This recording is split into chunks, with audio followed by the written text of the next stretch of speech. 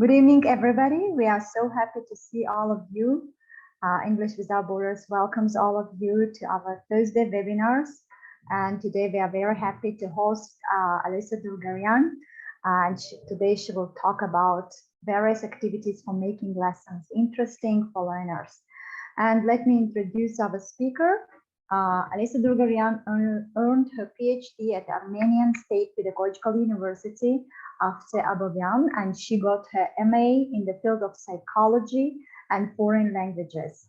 Currently, Alesa is ESL teacher at Hrazdan Basic School number 11 after William Saroyan, and she's an ESL trainer at SKYENG, a lecturer at the ELTA University in Czech Republic, and she has taken part in many various different international conferences and projects worldwide, and as a speaker and TFL, ESL, and ESP trainer. She is also an author of many scientific articles in the field of teaching English as a second foreign language and pedagogy.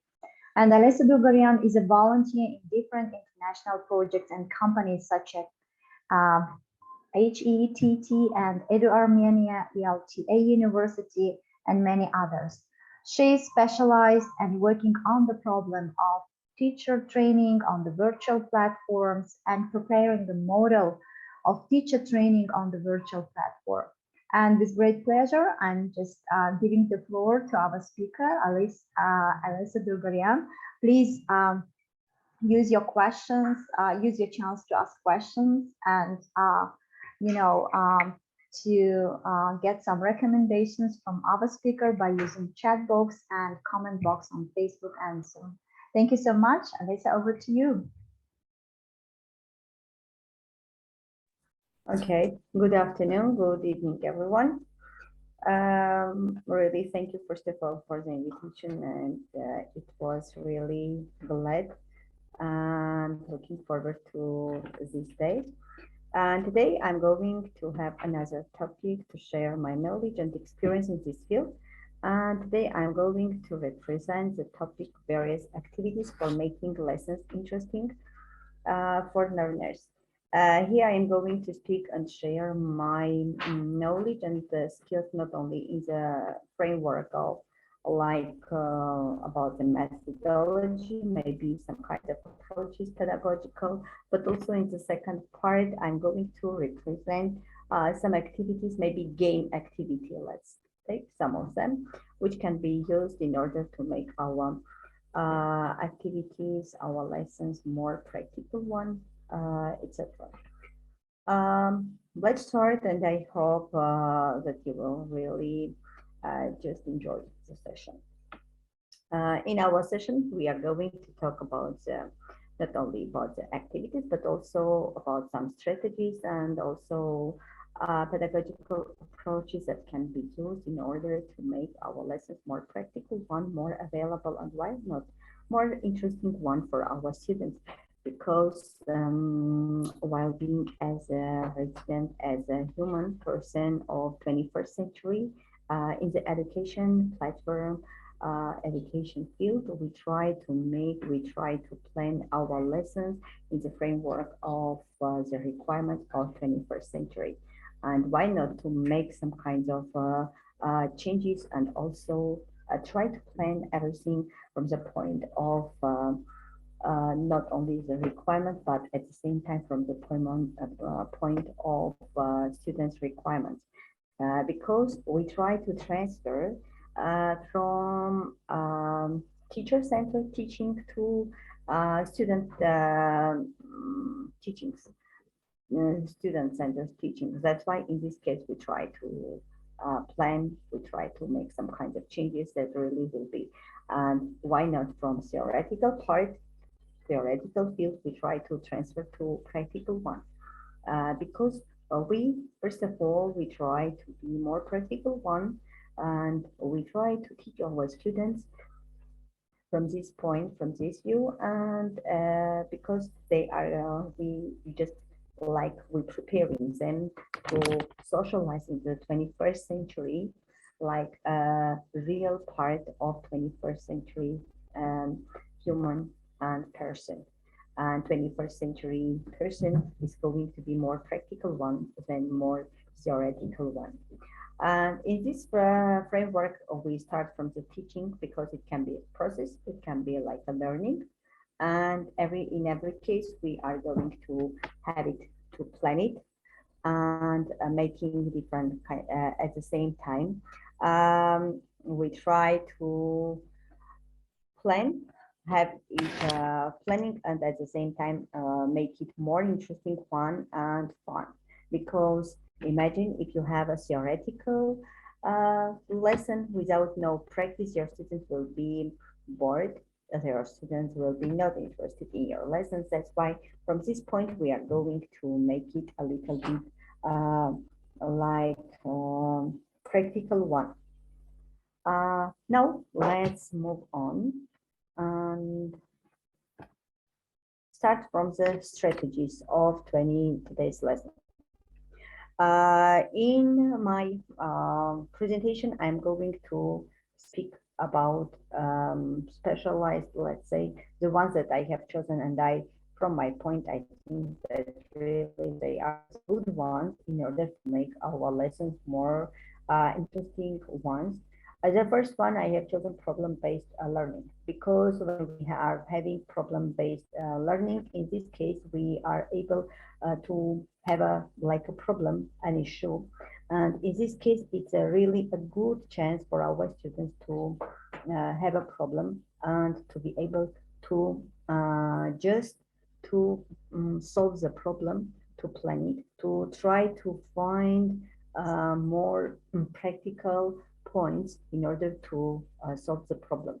Because if they know, imagine something you can hear many times, but if you don't use, you can't know. Even as a, let's take a recipe of a food, any kind of, we can hear, for example, Italian pizzas are very, very tasty one. And we try in some cases even cook or try to just make like it, but imagine a time when you are in Italy and you are eating, you are going to eat really real Italian pizza. In this case, there is a big difference. Here also, while having different kinds of problems, we can know about it like theoretically, but when we try to have a learning where we can have a, for example, problem, and while trying to find the solutions for it, the students try to solve the problem. And in this case, the learning comes more practical one. And students, in this case, the outcomes are something that really we have planned to get at the end of the session or at the end of the learning process. And at the end, when we get it, it really means that the students are practically just solved the problem. The second, let's say, approach in this case or strategy that I have chosen is cooperative learning. Cooperative learning in this case is going to be like cooperation between the students and teachers. And in this case, it means that the cooperation is going to be not only between teacher and students, but at the same time, it's going to be like the cooperation of between the classmates, a teamwork. In this case, it's really a very good chance for students to be engaged in the team.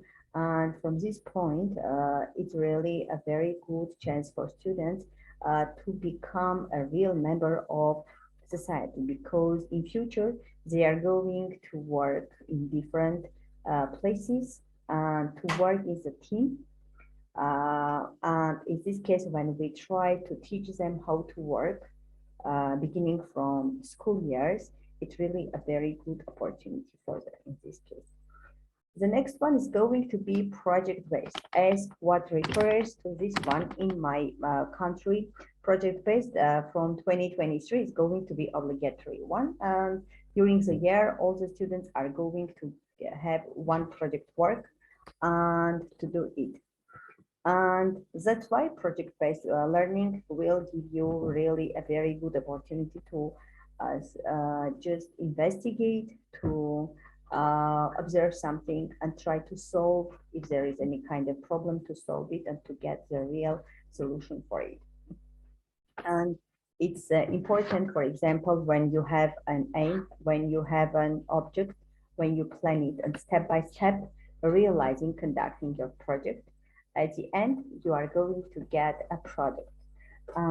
It will be more reliable one. It will be more a real one. Then, for example, we can enter the classroom, speak, but in this case, there is no, for example, outcome or no, in some cases, I can't believe, or in some cases, I can't even suppose that I'm going to get the same outcomes that I have planned, for example, for my lesson. But while having project-based learning, in this case, we just plan everything and step by step doing it, conducting it. At the end of it, we just try to get the outcome we have planned to do it. The next point, I have chosen experimental like learning.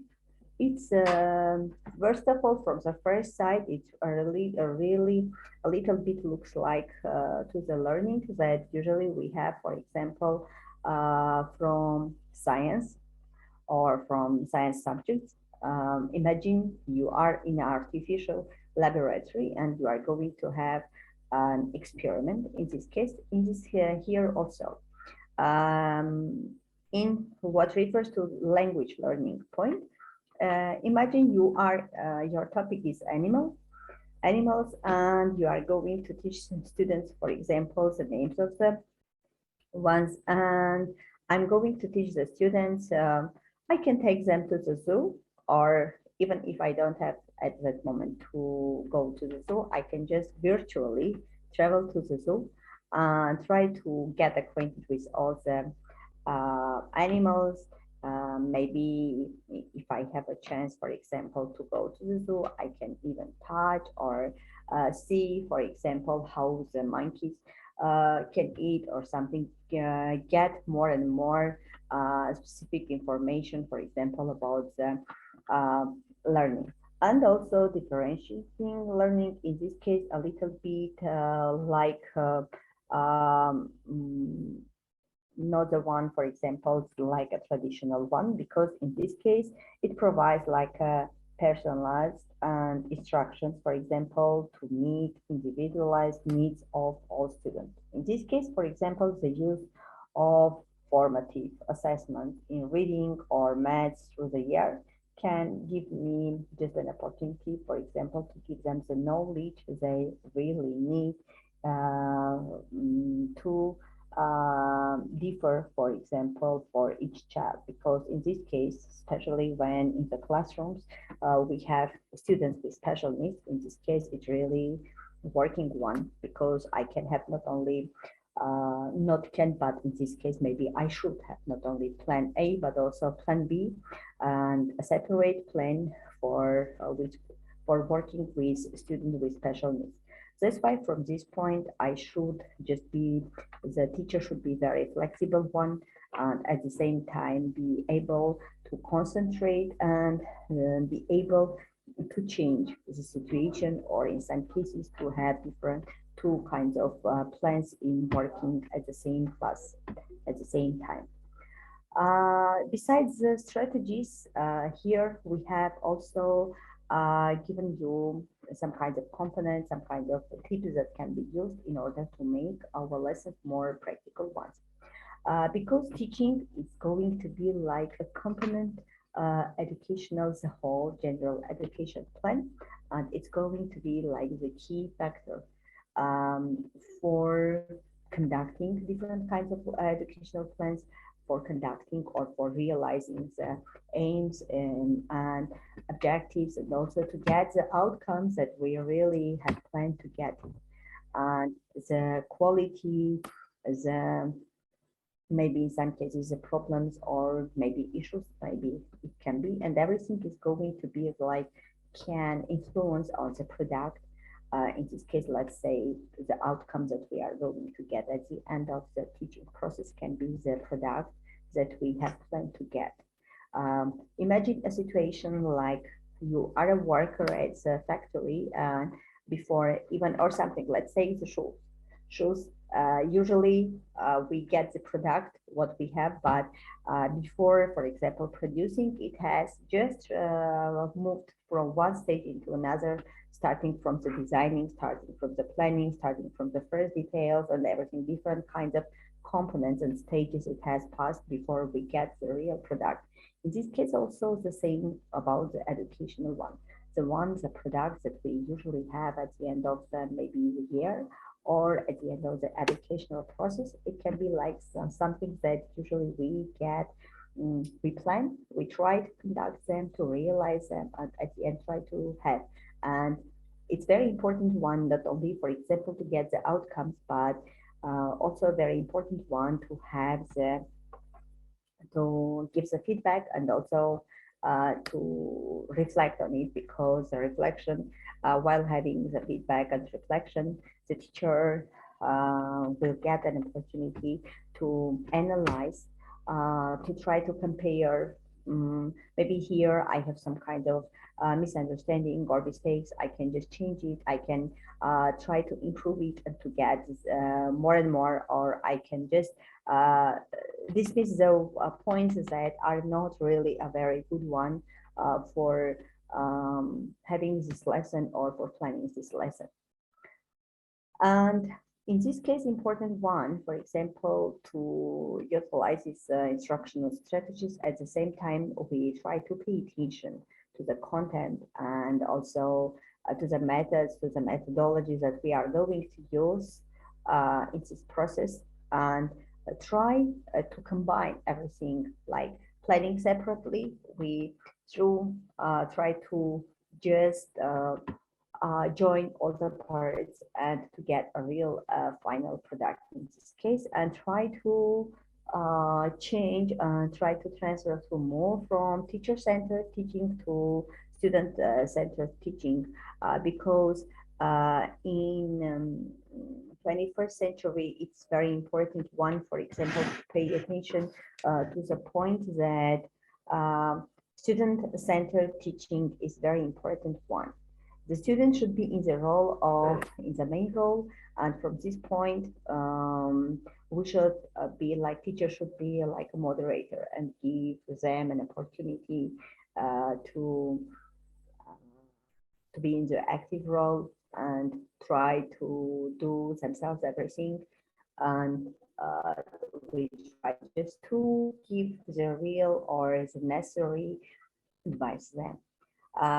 Imagine a situation, you are a chef at a restaurant, you have just mixed all the ingredients and you give someone to mix it and try to taste it. And in this case also, the student is going to be like this one. We as teachers, we try to give them all the ingredients that we need to have a successful lesson. And at the end, we try to ask them just to mix the food, the dish, or that's going to be cooked, and to taste it, to see. And if they know what's the taste of the food, in this case, they have idea what's going to be. In this case also, the student, while knowing what is teaching, how it's going to be planned, and being an active, like having an active role in this process, they are also going to be here. Now, let's go to the tips. What kind of tips can be offered in order to make our lessons more interesting one? The first one I have here representing about get up and move. This is something that can be used in the beginning, in the middle, and why not in the last part of the one. Sometimes we enter the classroom when it is the last lesson for our students, the last lesson of the day, and they are too tired. And it doesn't matter, we can enter the classroom with smile, with a big amount of just energy, but it doesn't matter, they are going to be too tired, too bored. We want to go home, or we are hungry. It's different kinds of cases. They can just bring different kinds of things that we are bored. And in order to activate my students, I can just ask them, please, now we are going to play a game. For example, I will choose Simon Says in this game. In this case, I will try to choose one of the students who is maybe too passive one, or the student who is too active one, in order to make the balance, and ask them. Now here we have, for example, Adam. He's going to be in the role of Simon. Now Simon is going to give you some instructions, and you are going to repeat. And in this case, for example, we'll say Simon says get up, Simon says jump, Simon says dance, etc. And in this way, we try to activate our students. We try to a little bit be relaxed in this case, and try to not only just move, but at the same time to activate their muscles, they activate their brain, and actually just be engaged in the lesson. The second one is going to be like break up your lesson. We as teachers, we try to plan our lesson and try to conduct our lesson in the framework of our lesson planning, and not to break them and not to make any changes because we have like a strict plan. But no, we teachers should be flexible one. You can plan something, but you can at the same time you can break it if you see that this plan is not going to be worked in your classroom. Just break up your lesson. Give a 5-minute break to your students to be relaxed. Even this 5-minute break, it can be, in this case, for example, even you can ask your students, you are going to have 5-minute break, and then we are going to do a very serious job. We are going to learn something very important one. And this 5 minutes, you can just a little bit relax. Even you can ask, I remember I have read something, don't remember where, but in a scientific article, there was an issue, a little passage about it, that sometimes we should just give a chance our students just to lie on their desks a little bit, and for 5 minutes just shut their eyes and try to relax without thinking anything, just to concentrate on something positive and try to relax. In this case also, it can work, because if your students are too tired, it doesn't matter what kind of experienced teacher you are, you should do everything, you should do your best in order to make your teachers, to make your students work. It won't work because they are too tired, and you should like something to activate them. It means like there is a silence, night silence, and there is a lightning, how to activate. In this case also the same one. The next one is I'm offering is give your students choices.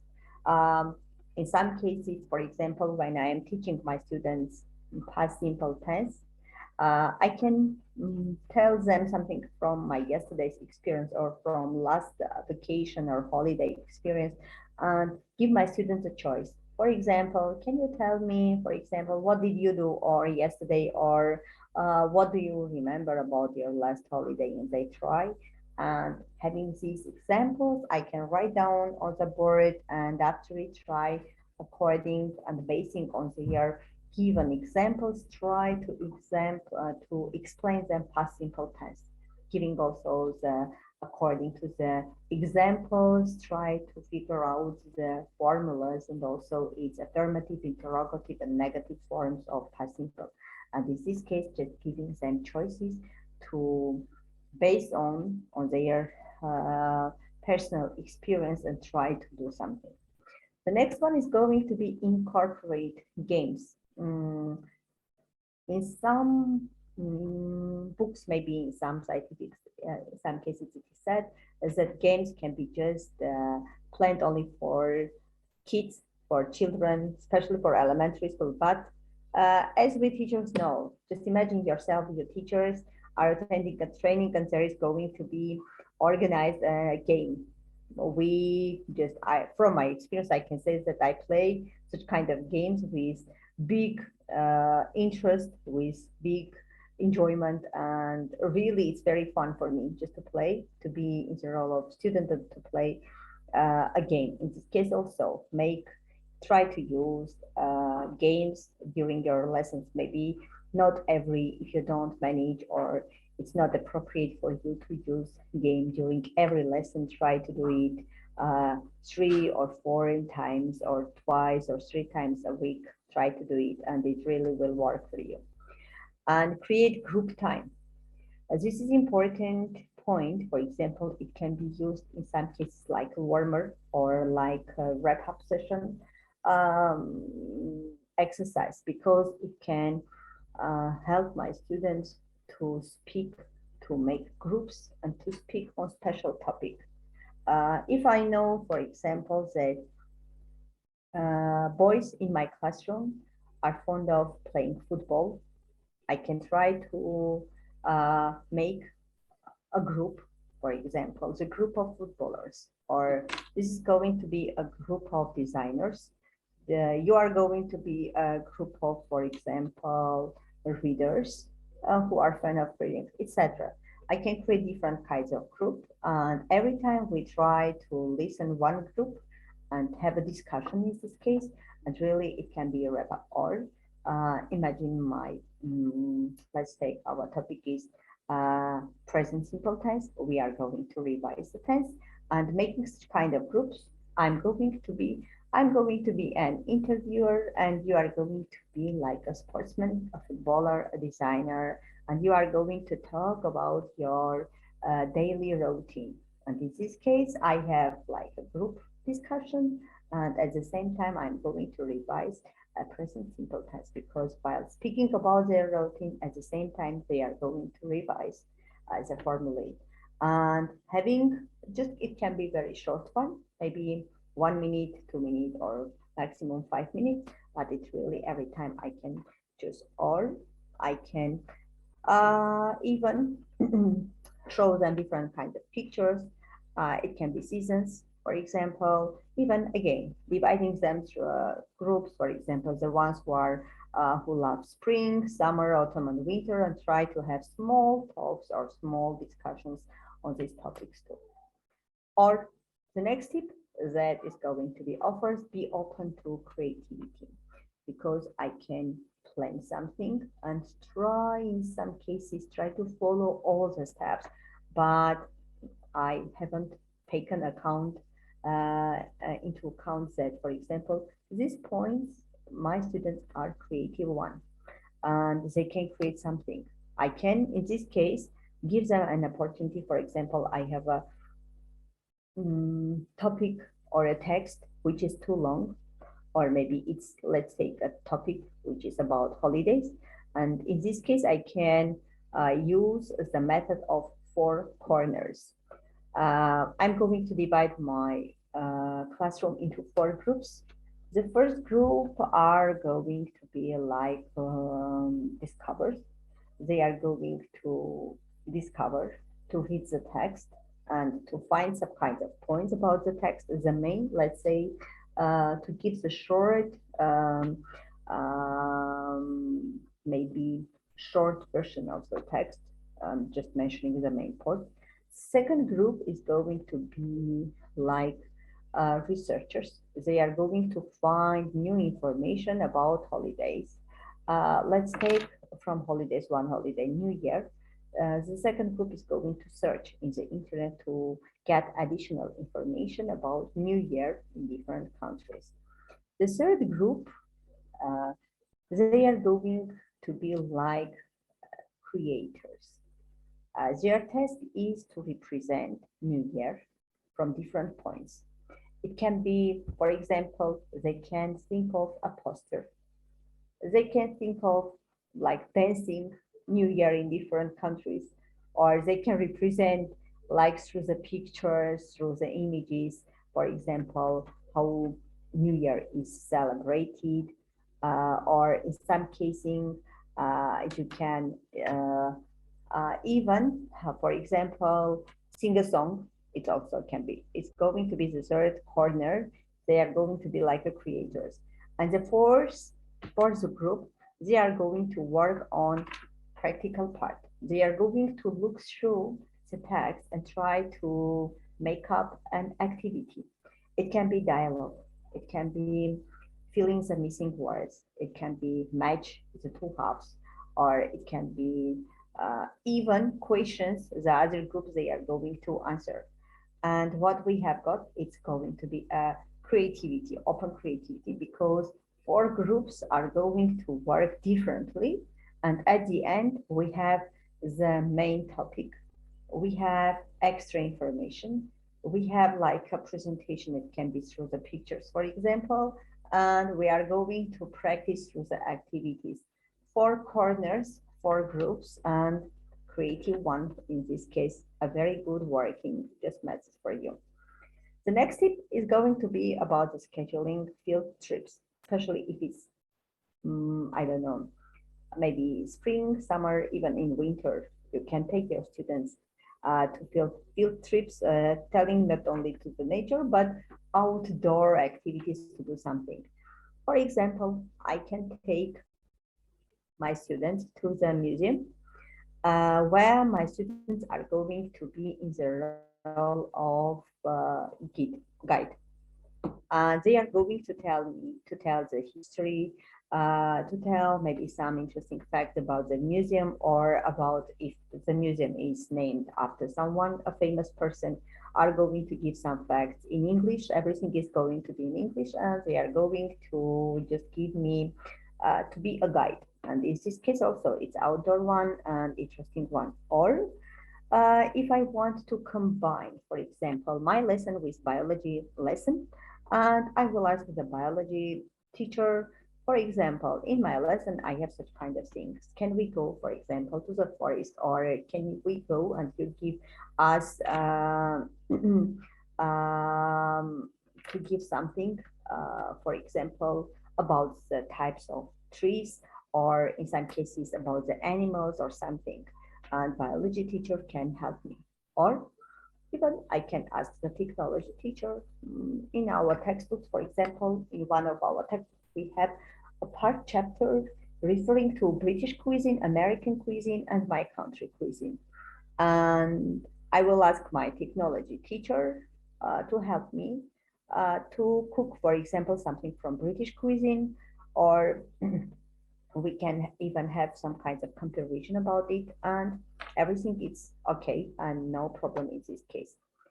And also incorporate hands-on learning. This is also a very interesting one, because everything in this case going to be like very practical one. And in some cases, I can say that I can ask my students, for example, to make my lessons more one, for example, having everything like from the technological projects, and also in some cases also I can ask my students a little bit to do practical ones. For example, we can make something together, or in some cases even I can ask my students, for example, to bring together to make, and why not? In this case, it will be really working one for my students, and everything, the whole learning process can be practical one. And try to plan everything, taking into account the content to their lives. If my topic is, for example, the music, in some cases, I will plan to have in the lesson not only the whole material, for example, that is included in our textbook, but also I will take into account their interest in hobbies.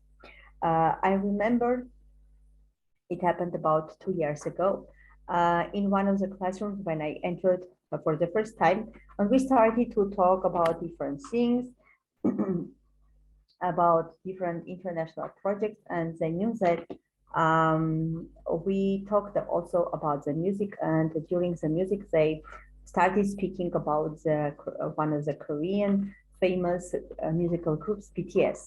And they asked, do you know? And I said, and who are they? Sorry, but I don't really, at that time, I have no idea who BTS are and who they are. And they started talking, telling who, why don't you know? It's a famous one, we know, we even, and I said, okay, I will search. On that day, I went home, searched on the internet, found information, even listened to their music, and next day I say, okay, I know who they are. And now we can just have a discussion. And sometimes when they were so excited that I know some information and I can discuss something with them on the topic they really are interested in. And try to do it also in your case too. Try to just take something from their lives too. The second one that I'm going to use is going to be technology, because 21st century is going like to be, if we take into account the fact that the main invention is going to be technology, and we usually say that technology is going to be something that really is negative one for students. In this case, I will try to say that technology I can use not negatively, but in this case, it's just a positive one, because I can use different kinds of gadgets. I can use different kinds of apps. I can use computer, I don't know, different kinds of platforms. Imagine you want to revise your vocabulary. And in this case, what can I do? If I don't use the technology, maybe I will make up a activity, or maybe in some cases their native language and English version equivalent. But if I am using the technology, what can I do? Through the quiz or through the Kahoot, I'm going to just plan a game and imagine such kind of situation. You are going to give the Kahoot and say, students, be attentive, because you are going to see who knows the words best, for example, or who is going to be the winner, because it's a little bit competitive. And in this case, they are going to be more engaged and more motivated, who is going to be, or who knows the vocabulary, for example, the best one. And using different kinds of games as teaching strategies, because using games, I can teach them, I can revise, I can have a diagnostic pre-task activities in order to engage my students in this case, and also even listening, even teaching through music, through videos, through TED Talks, everything. Any kind of strategy in this case can be transferred or planned like a game and try to be used in the classroom. Any topic, maybe any method or any kind of strategies that can be used in order to make our lessons more interactive one, because we try to transfer, to move from traditional one into more practical. Just traditional one, when the teacher is in the center of the classroom, she's giving, she's transferring, she is trying to share knowledge, but in this case, the students are 90% they are passive, and we don't have any kind of feedback, and we don't reflection. We can't even speak about the reflection. We don't know if our students have understood the good things that can they do. For example, you explain your students something and then ask, did you understand? And what is their reaction? Just with nodding with their head said yes. But sometimes we don't have feedback question. For example, I can ask one of the students who is nodding, please stand up. What did you understand? Or giving some kinds of question. What was difficult? Which part was interesting? For example, even giving them choice. For example, what would you like to change? For example, in our lesson, etc. Such kind of questions that really will give you a chance as a teacher to change your lesson. I can, as a teacher, think that this method really works, but from the point of students, it can be really just boring for them. And in some cases, you can plan something, and through the help of your students, you can make it a really good one. Um, for example, let's take listen and draw this method. When I'm teaching my students the parts of body, and I want to revise the words, I ask my students, students, now we are going to have an interesting part. We are going to draw. Just listen to my instructions and try to draw. And I'm starting. Last night, for example, or I read a book and met an interesting hero. My hero has a big face. I have given, remember, them instruction. You listen and draw. Now, my hero has a big face. My hero has small eyes. If you catch my instruction, you can even draw, and you can then show me your picture too.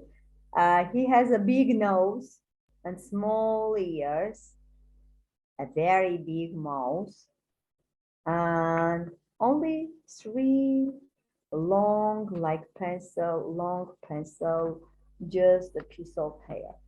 And then you are going to give the name of your hero. And every time when I'm having this activity in with kids, it's really too fun because I am giving the same instruction, but when they show me their pictures, it's really fun because some of them are too attentive, they draw the right one. The ones who are semi, they in some parts they are not like the one that I have given appropriate to my instruction, and there are even students who say we listen to you, but we wanted to draw ourselves, and they have completely different pictures. It's something interactive because in this case I just revise the adjectives, and at the same time I revise the parts of body, and also try to help my students to develop their listening skills, and also why no once I read somewhere that the surgeons, it is said that, for example, playing games, computer games, or even hand games, they are negative one because in this case, the kid is like isolated from the reality. But for surgeons, they are advised to play such kind of things because while playing or just doing, they are going to develop their motions of their hands and fingers. And in critical situation when they are doing some kind of operation, such kind of games help them to work quicker than the usual, and they are really useful fun. In this case also, if we plan something real one or appropriately, in this case, I think we will get the same result in this case too. Now, let's go and give in some cases about the choices. I have talked about this, giving them. Now let's go a little bit some activities that I'm going to give you. The first one is going to be bingo. Usually when we sing and talk about bingo, we first of all remember about the numbers, yes, that we can revise the numbers, but bingo you can play using any topic you want. For example, instead of numbers, I have cards where I stick the topic vocabulary, verbs or words that I'm going to revise.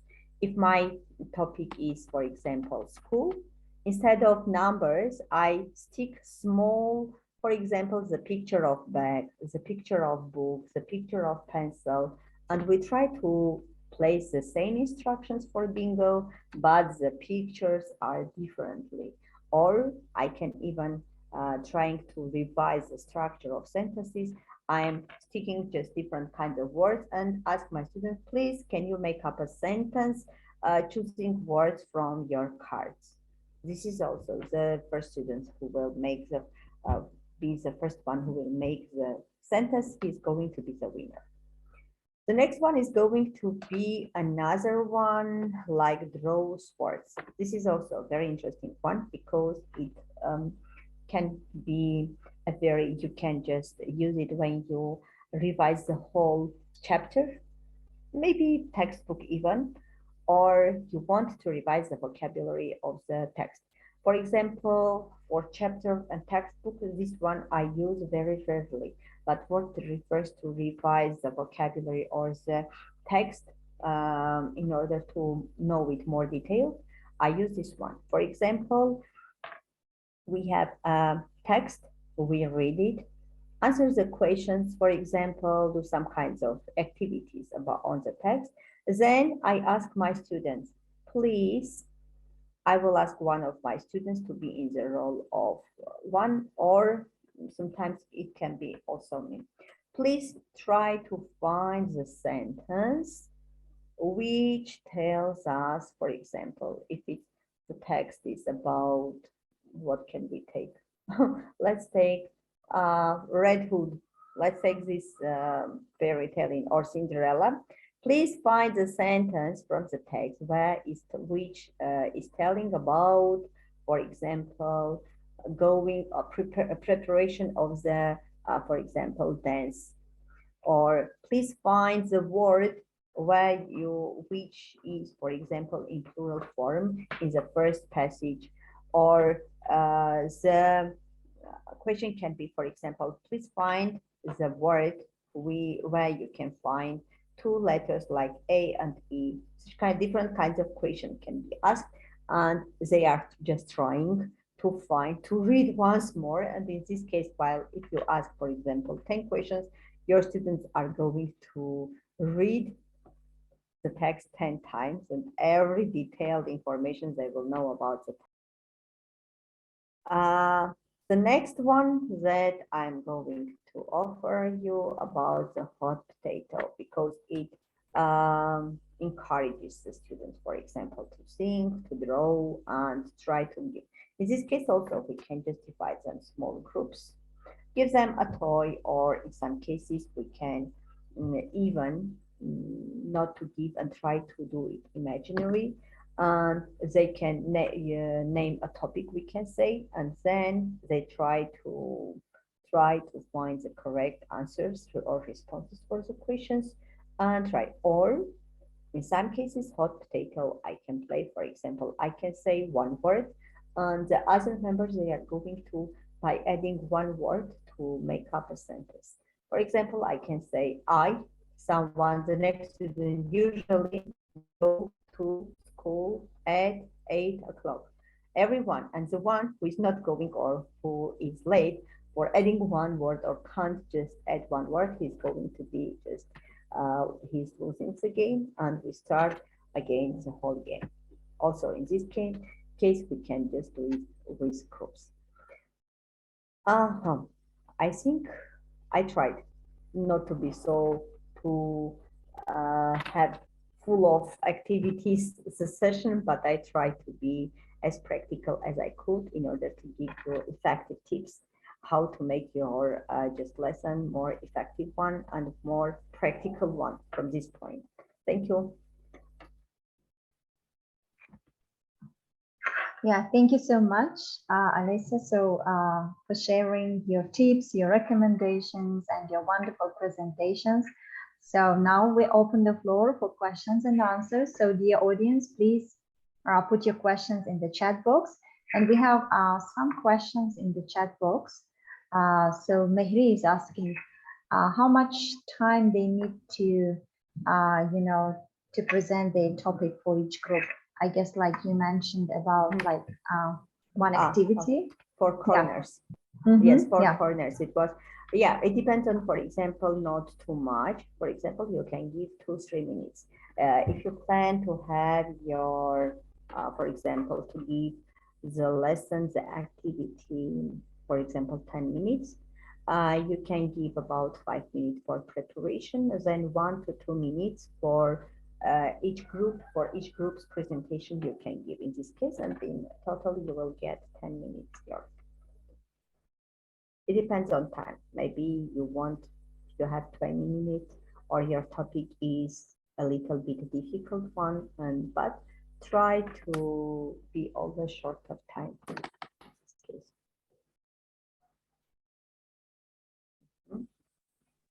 Any other questions? Thank you. So, Alice, do you face any challenges while doing this kind of activities? What kind of challenges you face, and how do you mitigate those challenges?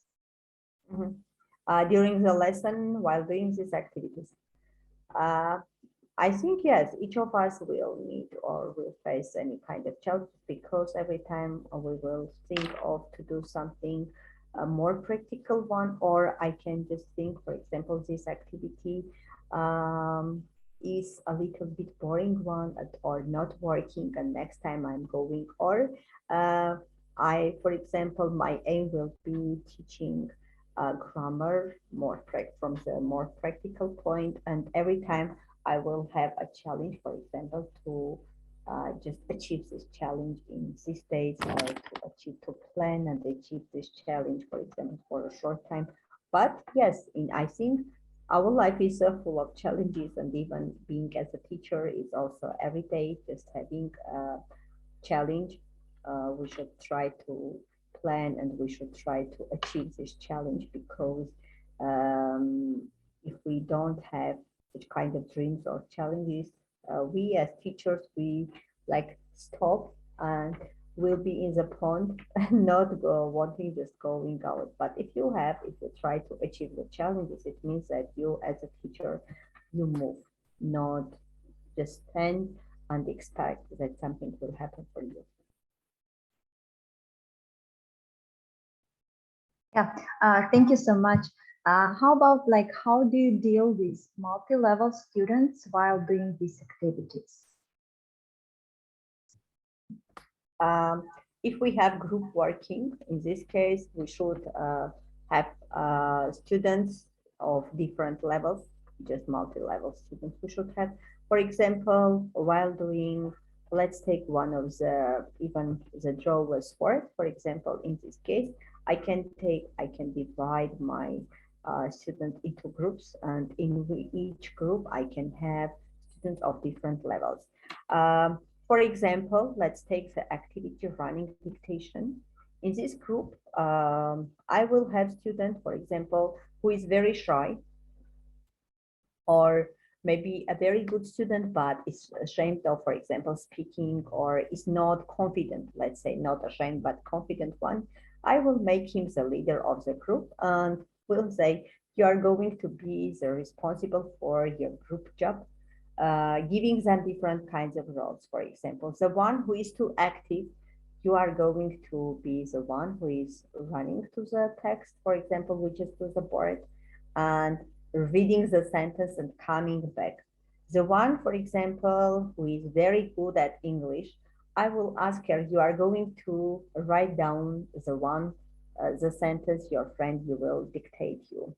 The one, for example, who is too organized in this case, or even if we have students, for example, who are not good at, for example, speaking or learning English, in this case, I will try to find another role for them.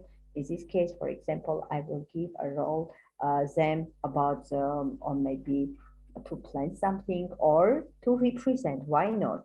When we have, for example, running dictation, when we have the group text at the end of the activity, I will ask the student, you are going as the one who is going to read the text.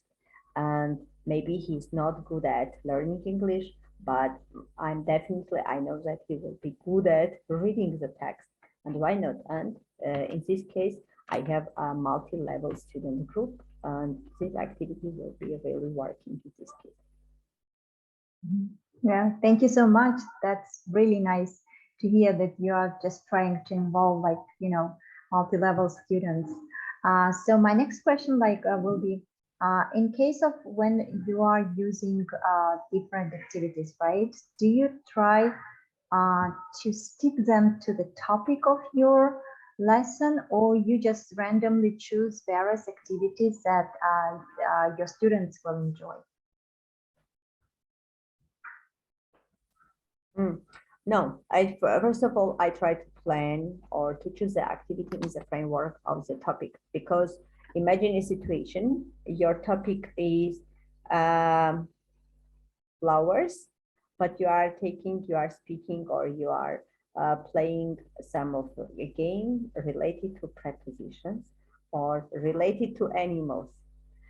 In this case, maybe I will try to make a relation between them. For example, if my topic is, let's take animals, and I have a song, for example, The Bus on the Wheel. I will try in this case to merge them. I will ask my students, we are going to go to the zoo on a bus. Now we are going to listen to the song.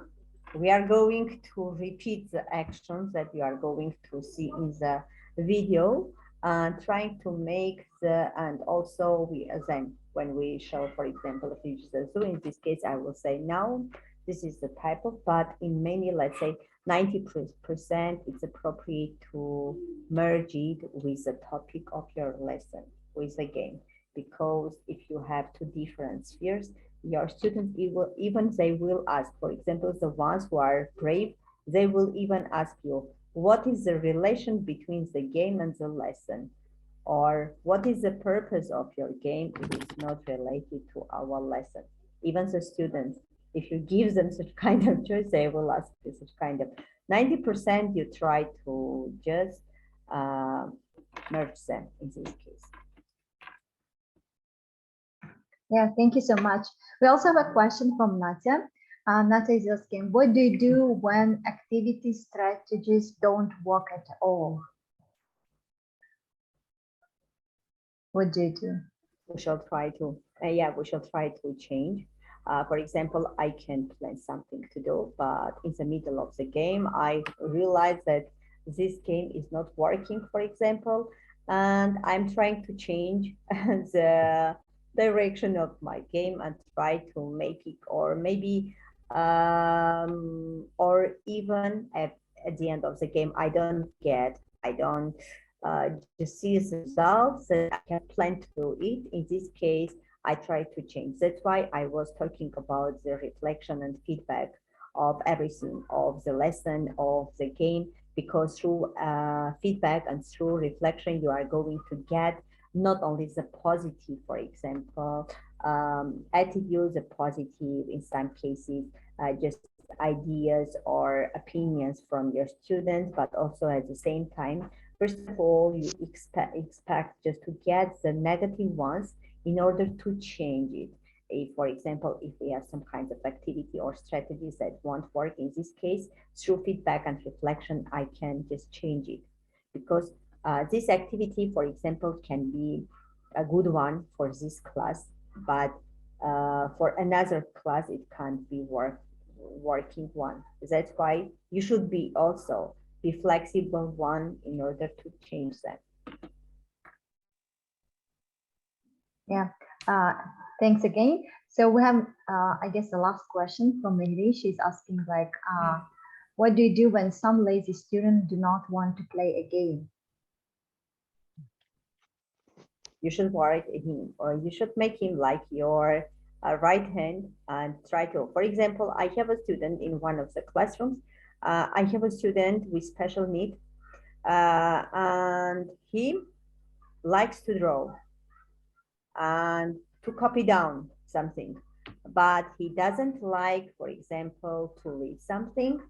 And every time, for example, this one, for example, the parts of body, when I was passing this topic, I asked him to be my right hand to help me in everything. And I said, now we are going to work to play a game. And he said, what is my duty? And I said, you are going to be my right hand. You are going, I am too tired today. and have some kind of problems with my voice, you are going to be the ones that you are going to give instructions to your friends. You are going to show the parts of body and they are going to tell the name of it. Please show the parts of your face and they are going. And it's really worked, really, because after it, every time when I was entering their classroom, he said, are we going to play a game today or not? Because I want to be your right hand. And in this case, I try to make him work and try to, in this case, for example, if you have lazy students, because I think in every classroom we are having kind of students, try to just use his good abilities in favor of your lesson. Try to help him, try to make him your right hand, give him a responsibility, for example, in group work, or you are going, for example, we are going to do with rows of work with rows, and you are going to be the responsible one, for example, your group. And look, he will be really, when he realizes that he is a leader, he is a responsible person, he's going to be responsible for something. In this case, he just forgets about that he's lazy one and he starts working. Yeah, thank you so much. So, and one more question popped up from Ali Akbar. He's asking, what do you recommend for the students who don't understand anything from the listening? Let's start. I will also ask him one more question. What kind of level, for example, listening you start? You can start not only, for example, enter, you have, for example, 8th grade students, and you know that according to the requirements of, let's say, state educational requirements, they are going to be, for example, on level B1 at this level, and entering the classroom, you are going to, for example, have listenings B1, but not. Try to start your listening. It doesn't matter, for example, that according to the state requirements, there should be B1, but not only, maybe 90% of the students are not of B1. Start from A1. Start your listening for the first time from the words, from the numbers, from the colors, then word collocations, then simple, just short sentences, and step by step, try to make it more and more complicated, your listening. And when you will be there, will be maybe in 1 or 2 months. If you do it regularly, maybe in 1 month, you will have a long conversation, listening, audio, and your student will just understand. Don't expect that from the first days they are going just to understand every word, because even we as teachers, yes, when we meet different accent speaking teachers or professors, in some cases, maybe we will also have, because it's not our native language, and it's not obligatory just really 100% to understand them. And that's why I try to do it step by step. Yeah. Yeah, thank you so much, Alesa, like, for wonderful tips, wonderful recommendations, like, very insightful suggestions that you shared during the webinar. So let me remind the audience that today we hosted Alesa Durgaryan from Armenia, and English Without Borders is so proud of, providing this platform for speakers from different parts of the world, and making this global teaching community of English language teachers worldwide. And by contributing, by sharing, and by learning together, we are so happy to have all of you. And today our speaker told about various activities for making lessons interesting for learners. And I'm sure that today all those who participated in this webinar got really wonderful inspirations, recommendations, and will be better prepared for the start of a new academic year, which is going to start on September 1st. Thanks again, dear Alesa Durgaryan, for doing a webinar on a volunteer basis for English Without Borders. This is the second time you are doing. We really appreciate that you are contributing your time, your knowledge, and sharing your extensive teaching experience with so many teachers of English worldwide. Thank you so much. And using this moment, we are wishing all of you to have a good evening, and please stay connected and join English Without Borders webinars. We are going to have more speakers like Alesa Durgaryan, and of course, we appreciate your participation as well as your contribution in English Without Borders. Thank you so much, dear Alice, and please stay connected with us as well. Huge thanks to you and to all those who participated in today's webinar. Have a great evening. Bye-bye. Thank you very much. Bye-bye.